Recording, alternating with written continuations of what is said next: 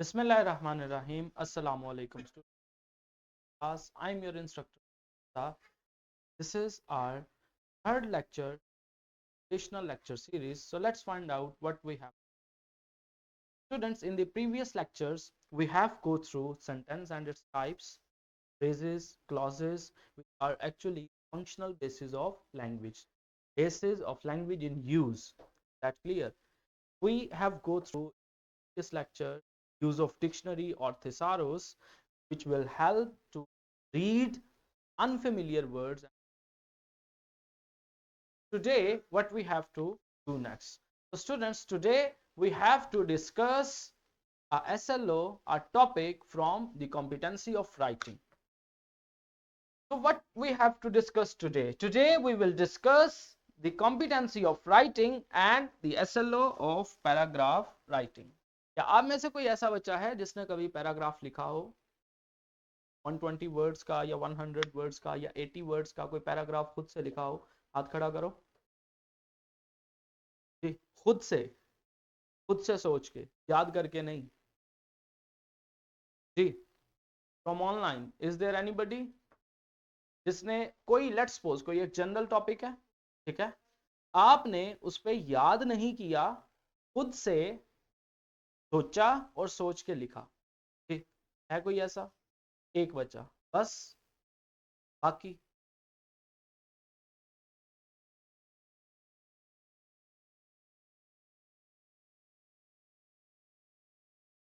ठीक है, कोई मसला नहीं, इससे कोई फर्क नहीं पड़ता। आपने खुद लिखा था ना, तो दो बच्चे हो गए। तो ऑनलाइन में से भी किसी ने नहीं लिखा। देखिए बच्चों, जो हमारा करिकुलम है फिल वक्त उसकी क्या डिमांड है। जो आपका इंग्लिश 9 का पेपर है उसमें राइटिंग के SLOs ऐड किए गए हैं, जिसमें आपके पास पैराग्राफ राइटिंग भी है, एसे राइटिंग भी है, लेटर राइटिंग भी है, डायलॉग भी है, इसी तरह और भी समरी राइटिंग भी है, ईमेल राइटिंग भी है। यानी ये सारे डिफरेंट राइटिंग के पोर्शंस हैं, डिफरेंट हैं जो हमने पढ़ने हैं। Paragraph writing, essay writing, letter application writing और dialogue writing, summary writing. Is that clear? अब देखो, इन सारी तरह की राइटिंग में जो राइटिंग की बेस है वो सेम है। वो क्या है? वो ये है पैराग्राफ, ठीक है। हम जब भी इंग्लिश में लिखते हैं हम इन दी फॉर्म ऑफ पैराग्राफ्स लिखते हैं, ऐसे ही है। कल तक हमने पढ़ा था ना सेंटेंस क्या है, आज हम पढ़ेंगे कि पैराग्राफ क्या है। अगर सिंपली मैं आप सबको ये कहूं, सेंटेंस क्या था? A group of words, am I right or not? A group of words having a subject and a predicate, and what next? And making a complete and makes a complete sense. Is that right or not? Now the question is that what is meant by a paragraph? A paragraph is actually a group of sentences which are centered upon a single topic. Is that right? A group of sentences which are concerned with a single topic considered as a paragraph. एक paragraph, छोटे से छोटा paragraph 5 lines का हो सकता है। यानी उसमें पहला फिक्रा क्या करेगा? The first sentence will introduce the topic, what you are writing about, and in which manner you are going to write. The further 3 sentences will support that introductory line, that topic sentence, and the last line will conclude your paragraph. So the shortest paragraph composition is of 5 sentences. Is that clear? और जहां तक बात है कि paragraph लंबा कितना हो सकता है, तो भाई लंबा वो 200 या 250 या 300 वर्ड्स तक भी हो सकता है। Is that clear? समझ आ गई बात की? अब ऐसे क्या है? व्हाट इज एन ऐसे? ऐसे is the group of paragraphs, और वो सारे पैराग्राफ्स किसके ऊपर बेस्ड हो? एक टॉपिक पे। यहां पे क्या था? ग्रुप ऑफ सेंटेंसेस किसके ऊपर बेस्ड थे? एक टॉपिक के ऊपर।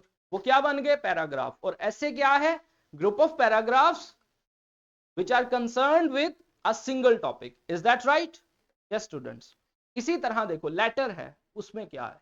उसमें कोई ना कोई टॉपिक या कोई ना कोई मुद्दा तो होगा लिखने के लिए। क्या ख्याल है? आपको अगर किसी मौजू के ऊपर लिखना आ गया तो क्या लगता है आपको? क्या आपको फिर लेटर लिखने में या डायलॉग लिखने में या पैराग्राफ लिखने में या ऐसे लिखने में कोई मसला होगा? अब जो पैराग्राफ राइटिंग है वो बच्चों को आमतौर पे 8 तक सिखाई जाती है, ठीक है, 6 में भी है, 7 में भी है, 8 में भी है, 5 में भी है, अगर आप लोगों ने थोड़ा सा आपको याद हो। ऑल्दो उसमें इशू ये होता है कि बजाय इसके कि बच्चों को सिखाई जाए, बच्चों को याद करवा दी जाती है। अब कुछ पैराग्राफ्स ये 10 हैं या ये 15 या 20 हैं, वो बच्चे सारे के सारे बैठ के उसको रटा मार रहे होते हैं और फिर वही लिख देते हैं, ऐसे ही है। और कहीं कोई बच्चा खुद से लिख दे तो फिर वही आप वाली बात कि टीचर क्या कहेगी, नहीं बेटा ये तो रॉन्ग हो गया। ये नहीं बताया जाएगा कि हाँ भाई वो बेहतर कैसे करना, वो ठीक कैसे करना। बात समझे कि नहीं समझे, बस वो याद कर लो। तो यहाँ पे अब ऐसा नहीं चलेगा। उसकी क्या वजह है? क्योंकि हमारे पास एसेस की कोई लिस्ट मौजूद, लेटर्स की कोई लिस्ट मौजूद सिलेबस में नहीं है, एसेस की कोई लिस्ट मौजूद नहीं है, पैराग्राफ्स की कोई लिस्ट मौजूद नहीं है। जैसे पहले था ना कि भाई ये 10 हैं या ये 15 हैं, इन्हें याद करना है। अब वो क्या करेगा, वो किसी एक जनरल मौजू के ऊपर हमें कहेगा कि इसके ऊपर पैराग्राफ लिखो, या किसी एक जनरल टॉपिक के ऊपर वो कहेगा लेटर लिखो, किसी एक जनरल इशू को उठाएगा और कहेगा इसके ऊपर पैराग्राफ लिखो। अब आप कैसे लिख सकते हैं? एक बच्चा है, उसने पूरी उम्र लेट्स सपोज 40 पैराग्राफ्स याद किए हैं पूरे एक साल में, क्या गारंटी है कि उन 40 में से आएगा? है कोई गारंटी? मतलब एक बात है ना, अगर किसी बच्चे ने 100 पैराग्राफ भी याद किया है तो गारंटी नहीं है कि भाई यही 100 होंगे। मुमकिन है कि कोई एक जनरल टॉपिक दे दे। क्या ख्याल है? बात समझे कि नहीं समझे? इसी तरह जैसे आजकल अगर आप लोग न्यूज देखते हैं, क्योंकि करंट अफेयर्स से रिलेटेड भी पैराग्राफ्स होते हैं ना, जो नॉर्मल इश्यूज हैं। जैसे आजकल एक वर्ड बहुत ज्यादा यूज हो रहा है न्यूज के अंदर, टैरिफ। शायद आप लोगों ने सुना हो, tariff is a particular type of tax जो कि ट्रेड के ऊपर, इंपोर्ट एक्सपोर्ट्स के ऊपर लगता है। अमेरिका ने इसको लगाना शुरू किया। अब वो क्या कहता है, वो कहता है भाईजान टैरिफ वार। टॉपिक क्या है? टैरिफ वार, कि भाई टैरिफ की जंग, इसके ऊपर क्या लिखो? पैराग्राफ लिखो। अब उसने पूरी उम्र याद किया था किसके ऊपर? My book, my chair, my hobby, my aim in life, ऐसे ही है। Allama Iqbal, Quaide Azam, whatever they are, जो उसने 10 12 15 याद किए। अब उस गरीब को क्या पता कि टैरिफ पे कैसे लिखना। बात समझे कि नहीं समझे? तो बजाय इसके कि आप मेमोराइज करें पैराग्राफ्स को, आप मेमोराइज करें लेटर्स को, आप मेमोराइज करें एसेस को, आप लिखना सीख लो। लिखना आ जाएगा, फिर आप उसको सोचेंगे। कोई भी टॉपिक है आप उसको सोचेंगे और आप क्या करेंगे, उसको अपने अल्फाज में लिख सकते हैं। बात समझे? और जो इम्तिहान है वो इसका नहीं होगा कि आपको किसी चीज के बारे में कितना पता है, इस चीज का होगा कि आपने किसी चीज के बारे में कितना अच्छा लिखा है, वो कोहेरेंट कितना है। कोहेरेंट का मतलब लॉजिकल ऑर्डर उसमें कितना है। लॉजिकल ऑर्डर समझते हो ना?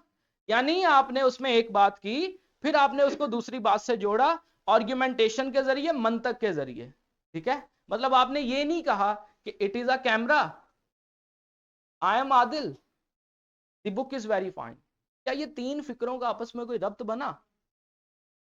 इसका मतलब है कि इनके अंदर कोहेरेंस नहीं है, इनमें एक लॉजिकल रिलेशनशिप नहीं है। लेकिन अगर मैं क्या कहूं, this is a book, this book is very fine, it has 289 pages, क्या अब फिक्रे तीन ही है लेकिन एक रब्त है कि नहीं है? बात समझे जी? भाई टॉपिक मैं आपको दूंगा या एग्जाम वाला देगा, और आपने खुद से सोच के फिर उसके ऊपर लिख। जी जी, राइटिंग सारी सेल्फ राइटिंग ही होगी। बात समझे हो कि नहीं समझे? क्योंकि कॉम्पिटेंसी क्या है? लिखना। कॉम्पिटेंसी याद करना नहीं है।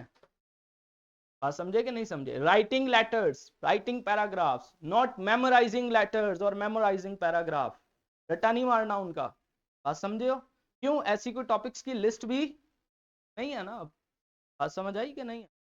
तो इसलिए सबसे जरूरी चीज क्या है कि हम पैराग्राफ राइटिंग को सीखें, क्योंकि 9th के अंदर वो पैराग्राफ की बात नहीं करता। वो क्या कहता है? वो कहता है right multiple paragraphs on a topic.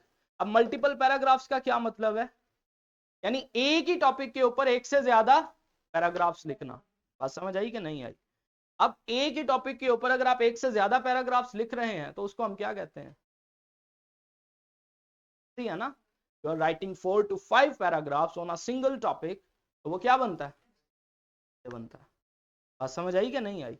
या वो ये कहता है कि भाई टॉपिक एक है के ऊपर एक ही टॉपिक पे 3 या 4 मुख्तलिफ आइडियाज वाले पैराग्राफ्स लिखो। यानी लेट्स सपोज टॉपिक है करप्शन, हर बच्चा क्या करेगा, उसके ऊपर अपना अपना एक सोचेगा कि हाँ भाई ये होगा, ये होगा या ये होगा। मुमकिन है कि कोई बच्चा कॉजेज ऑफ करप्शन पे लिखे, मुमकिन है कि कोई करप्शन के इफेक्ट्स पे लिखे, मुमकिन है कि कोई डिस्क्रिप्टिव पैराग्राफ लिखे कि करप्शन है क्या, मुमकिन है कि कोई तीसरा चौथा क्या करे, वो टाइप्स ऑफ करप्शन पे लिख दे। अब पैराग्राफ्स तो सारे ठीक है, बात समझे हो कि नहीं समझे? पैराग्राफ सारे ठीक है, लेकिन हर एक ने अपनी सोच के मुताबिक लिखा, और जब टीचर चेक करेगा तो वो भी क्या कहेगा, सब ठीक है। अगर उनके अंदर एक लॉजिकल ऑर्डर है, अगर वो ग्रामेटिकली ठीक है, अगर उसमें पंक्चुएशन सही इस्तेमाल हुई है, उसमें टॉपिक सेंटेंस ठीक है, उसमें इख्तिताम यानी कंक्लूडिंग सेंटेंस ठीक है। बात समझे हो कि नहीं समझे? तो हम आज के लेक्चर में ये जो बेसिक राइटिंग की है यानी पैराग्राफ्स, ये लिखना सीख, क्योंकि प्रोफेशनल राइटिंग में पैराग्राफ मेन यूनिट होता है। बात समझे हो कि नहीं समझे? तो अगर हमें ये बनाना आ गया तो हम किसी भी तरह का टेक्स्ट क्या कर सकते हैं, जनरेट कर सकते हैं। तो आए आगे चलते हैं। जी बच्चों, यस फ्रॉम दी, आवाज कम आ रही है या बाकी सबको भी कम आ रही है? Yes from the Kingway school, from Hasan, from 9th class, कम आ रही। माइक का चेक करो, मेरे ख्याल से मैं अच्छा खासा ऊंचा बोल रहा हूँ। अब ठीक है, ठीक है। अच्छा बच्चों, अब आपने ये देखें, ये एसएलओ है 9th का जिसको हमने देखना है। देखो बच्चों, कोई भी एक चीज जब हमने नहीं करनी है तो क्या करना पड़ेगा उसके लिए? उसके लिए इसी पे रहने दें आप। उसके लिए करना ये पड़ेगा कि कोई एक तरीकाकार होगा, ठीक है? मतलब ये कहता है कि जी मैं कैसे खुद से पैराग्राफ लिखूं, क्योंकि भाई पैराग्राफ लिखने का एक स्टाइल है, एक प्रोसेस है। Each and everything follows a particular process. बात समझ आई कि नहीं आई? जैसे मिसाल के तौर पे आप सबको मैं कहूं कि आपने एक घर बनाना है, ठीक है? ईंट ये होती है, सीमेंट ये होती है, सरिया ये होता है, बजरी ये है, आप सबको पता चल गया, ठीक है? लेकिन सवाल ये है कि आप सब लोगों को जब तक ये नहीं पता चलेगा कि किस चीज का कितना इस्तेमाल करना है, क्या आप घर बना सकेंगे? जी, लेट्स सपोज आपको ये पता चल भी गया कि किस किस चीज को कैसे मिलाना है, कैसे बनाना है, कौन सी चीज किसके साथ जुड़ती है, लेकिन आपको यही नहीं पता कि उनकी तरतीब कैसी हो। आपको पता चलेगा घर कैसे बनाना है? आपको यही ना पता हो कि पहले दीवार बनानी है या पहले लेंटर डालना है, क्या आप घर बना सकते हैं? बना सकते हैं। ये माइक ऑफ करें। अब देखो बच्चों, होगा ये, आपको बकायदा क्या करना पड़ेगा, वो उस पूरे प्रोसेस को सीखना पड़ेगा, ठीक है? उस पूरे तरीकाकार को सीखना पड़ेगा। अगर आपको तरीका आ गया, ठीक है, देखो वर्ड्स आप सबके पास हैं, सेंटेंस भी आपके पास होंगे, यानी फिक्रे टूटे फूटे मैं यहां पे जिस किसी को भी कहूंगा ना कि कोई से 5 सेंटेंसेस बना दो, वो बना देगा। ऐसे ही है ना? ये लफ्ज हैं, इन पे फिक्रे बना दो, आप सब बना लेते हैं ना? क्या ख्याल है? लेकिन अगर मैं यही कहूंगा कि भाई ये टॉपिक है, इसके ऊपर पैराग्राफ लिखो, उसने कहना मैंने याद नहीं किया, उसने कहना मैंने याद नहीं किया, उन्होंने कहना देखे मैं तो आज चेक करने आया हूं। बात समझे? यानी हर किसी ने क्या कर लेना है, एक्सक्यूज कर लेना है, और पैराग्राफ वो पढ़ा है। बात समझ आई कि नहीं आई? और घर जाके फिर ढूंढना है कहीं से कोई नोट्स मिले और उसमें से याद कर लें ताकि जान छूट जाए, जबकि ऐसा नहीं है। हम इस प्रोसेस को सीखेंगे। हम किसे सीखेंगे? प्रोसेस को। और हम उस प्रोसेस को फॉलो करके क्या कर सकते हैं, एक पैराग्राफ डिवेलप करना सीख सकते हैं। तो आप सभी अपनी अपनी कॉपीज निकालें या रजिस्टर्स, जो कुछ भी है, इनकी लाइट्स ऑन करें ताकि उनके लिए लिखना आसान हो।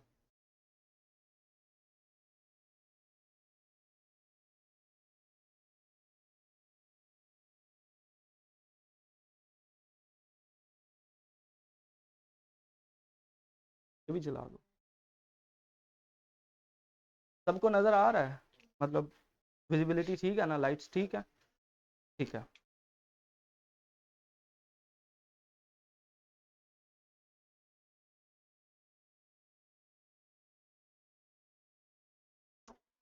अच्छा भाई, सबने खोल ली कॉपीज, निकाल लो पेन पेंसिल। देखो, हम जो स्टेप पढ़ेंगे आप सबने साथ साथ उस स्टेप को क्या करना है, प्रैक्टिस करना है। पता चल गया? देखो, अप्रोच क्या है, एसएलओ क्या कहता है, follow the steps of process approach. The way of writing paragraph, the way of developing paragraph is considered as the process approach of paragraph. ठीक है, प्रोसेस अप्रोच ऑफ राइटिंग। अब वो क्या है, वो ये है कि सबसे पहले आप क्या करें, ब्रेनस्टॉर्मिंग, फिर स्ट्रक्चरिंग, फिर माइंड मैपिंग, और फिर आपका पैराग्राफ क्या हो जाएगा, बन के तैयार हो जाएगा। Is that clear? तो आए सबसे पहले हम स्ट्रक्चर ऑफ पैराग्राफ को समझते हैं कि पैराग्राफ कैसा होता है। ठीक है, अगर आप इस पैराग्राफ को देखें, लेट्स सपोज हमारे पास एक एग्जाम्पलरी पैराग्राफ है, अगर हम इस पैराग्राफ को पढ़ें तो आपने कुछ चीजें नोट करनी है। ठीक है, आइए इसको पढ़ते हैं। Reading is a fundamental skill that enriches the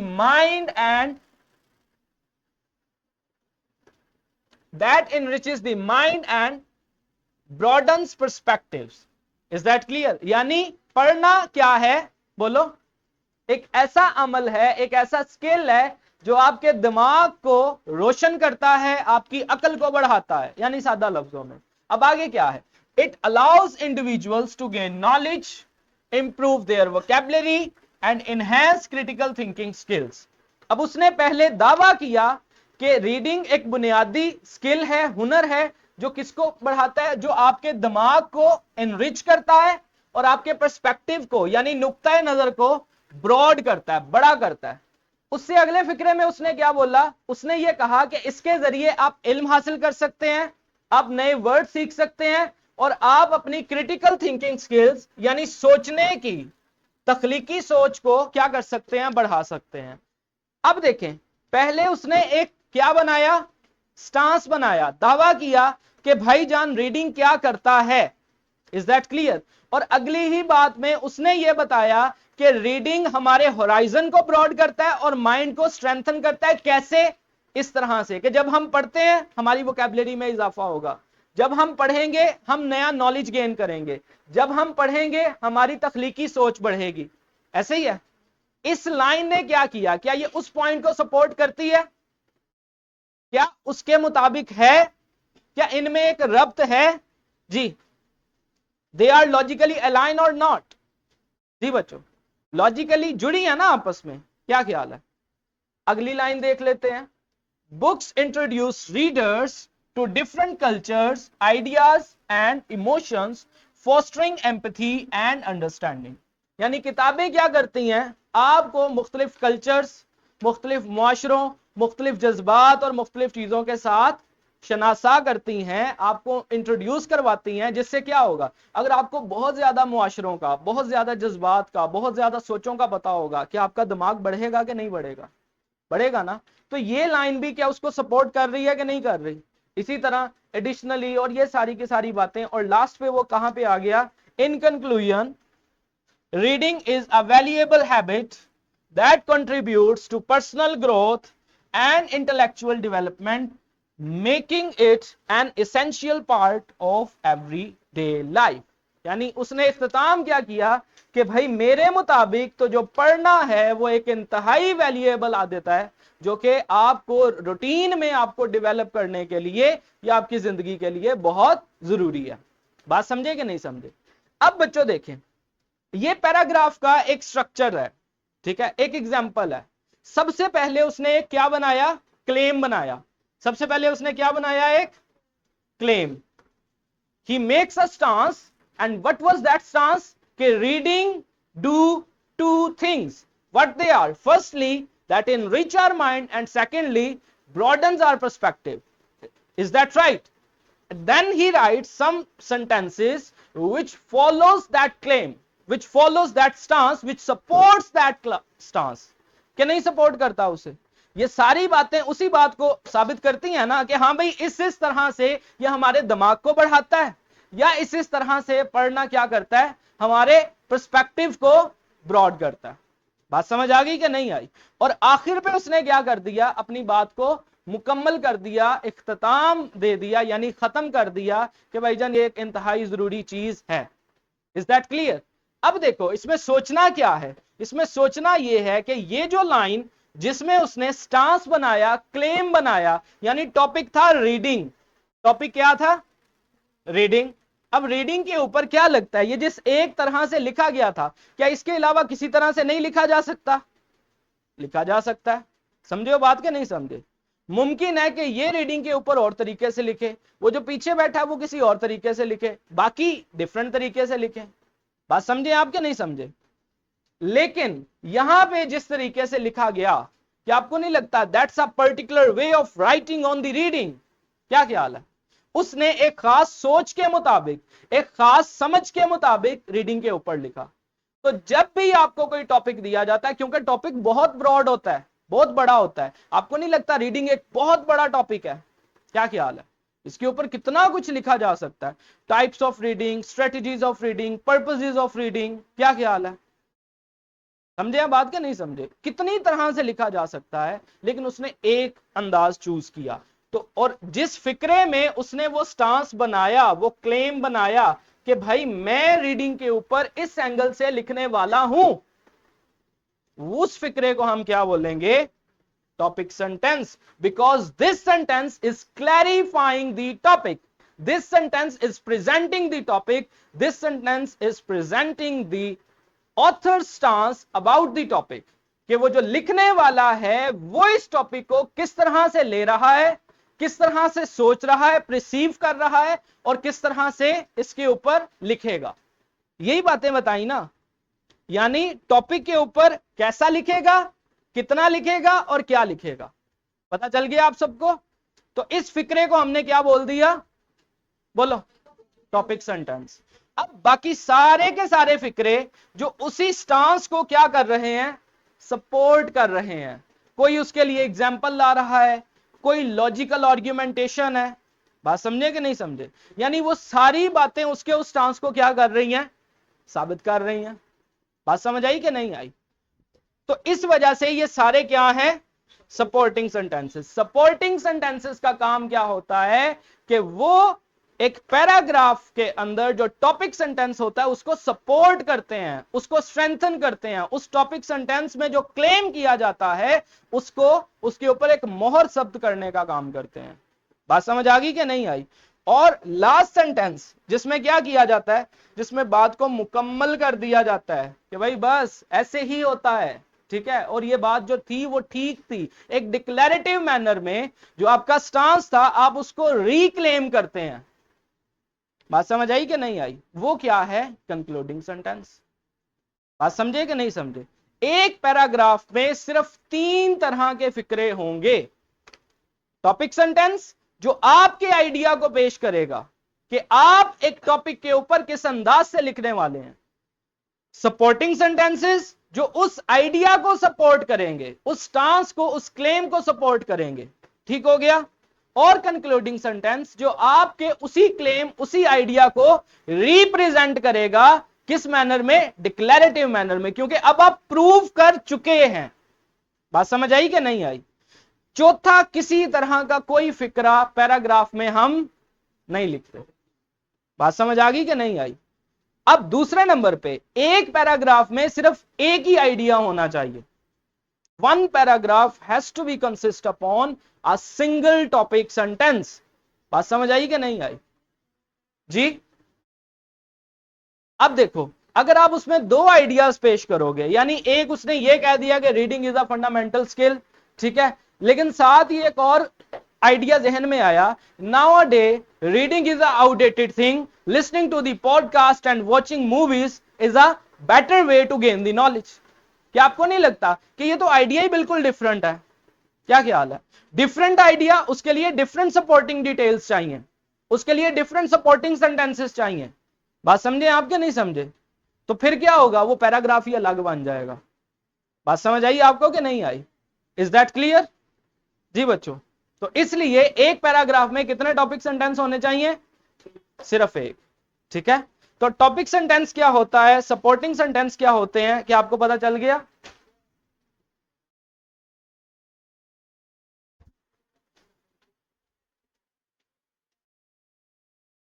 अब ये देखो बच्चों, इसको हम कहते हैं burger approach of writing a paragraph.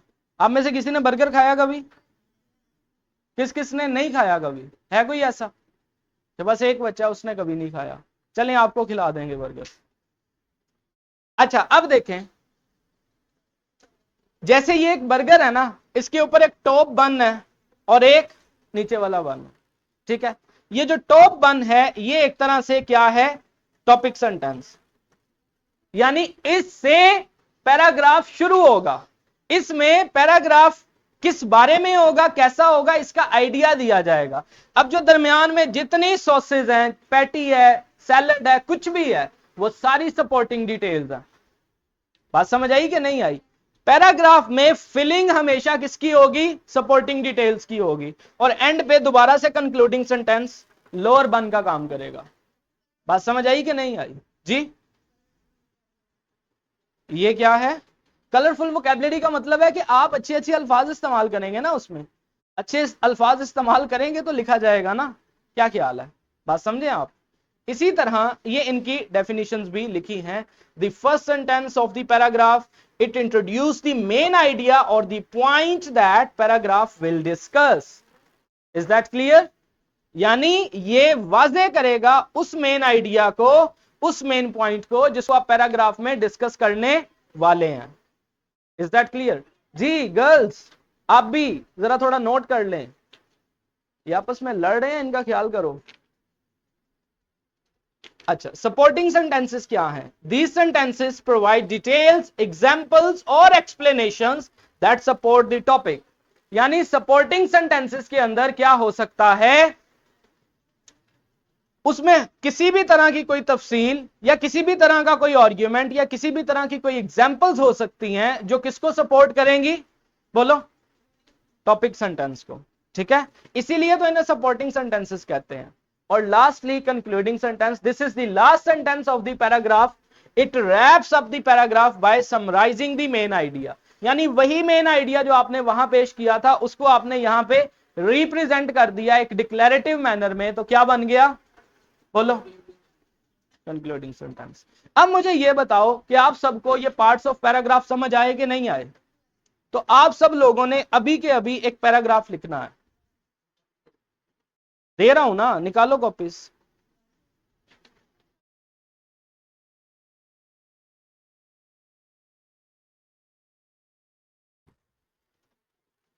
इस टॉपिक के ऊपर लिखें सभी, माय मदर। मेरे ख्याल से यही रहने दो स्क्रीन। ये जो बच्चे ऑनलाइन है वो भी सभी बच्चे कोशिश करें कि इस सेम टॉपिक के ऊपर एक छोटा सा 60 to 80 वर्ड्स का पैराग्राफ लिखें और अपने इंस्ट्रक्टर को चेक करवाएं। जी आप भी अभी लिखें जल्दी से, 60 to 80 वर्ड्स का, 60 से 80 अल्फाज का पैराग्राफ लिखना है। जल्दी से लिखें, 5 मिनट है आप लोगों के पास, जल्दी से लिखो।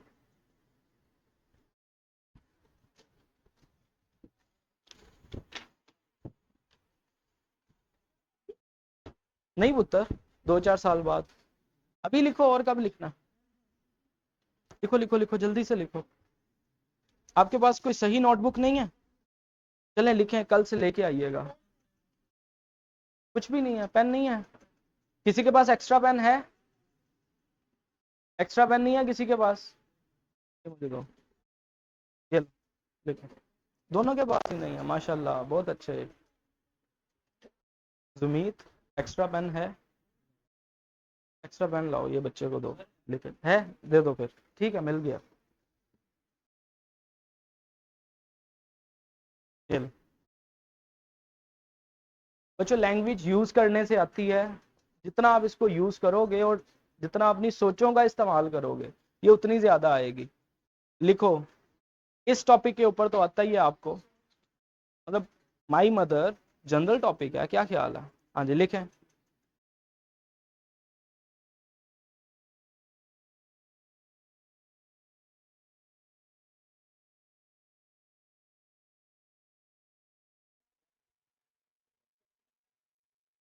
प्रैक्टिस की एक पैराग्राफ लिखने की। जैसे इस बच्चे ने क्या लिखा है, my mother is the most important person in my life, she takes care of our home and also helps us with our studies and manners.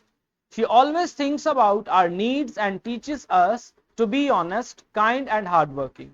When we are sick, किधर गया भाई वो? तो लग यही रहा है कि चैट जीपीटी से लिखवाया है।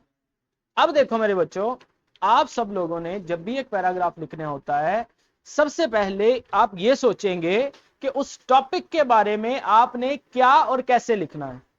ठीक, आप उस टॉपिक के बारे में किस एंगल से लिखेंगे, सबसे पहले आप उस एंगल को सोचें, उस स्टांस को सोचें और फिर उसको एक फिक्रे की सूरत में टॉपिक सेंटेंस के तौर पे लिख दें। ठीक हो गया? फिर आपने जितने सेंटेंसेस लिखने हैं वो उसी एक सेंटेंस को, उसी टॉपिक सेंटेंस को क्या कर रहे हो, सपोर्ट कर रहे हो। समझ आ गई बात की कि नहीं आई? अब आप सब लोगों का ये एक तरह से होमवर्क है, आप सब लोगों ने at least 3 topic sentences chat GPT से नहीं, खुद से सोच के लिख के लाने हैं। ठीक हो गया? At least 3 topic sentences on the same topic, आप सब ने सिर्फ 3 टॉपिक सेंटेंसेस लिख के लाने हैं। ठीक हो गया? टॉपिक सेंटेंस 10 से 12 वर्ड्स का होगा जी। इसको आपने सोचना है, ढूंढना नहीं है। बात समझ गए आप? इसको आपने सोचना है। अब टॉपिक सेंटेंस क्या हो सकता है? टॉपिक सेंटेंस क्या हो सकता है? देखो, anything, any idea that can be presented in a declarative sentence. Any idea that can be presented in a declarative sentence, वो क्या है? Topic sentence. क्यों? वो किसी ना किसी आइडिया को कैरी करता है। बात समझे आप क्या नहीं समझे? Is that clear? तो बच्चों, इस लेक्चर को हम यहीं पे पॉज करते हैं। इसका बकिया हिस्सा हम कल देखेंगे पैराग्राफ राइटिंग का, लेकिन उसके साथ आपके टॉपिक सेंटेंसेस भी आप लिख के लाएंगे। सो स्टूडेंट्स, अगर ऑनलाइन में से भी किसी का कोई सवाल है तो आप पूछ सकते हैं।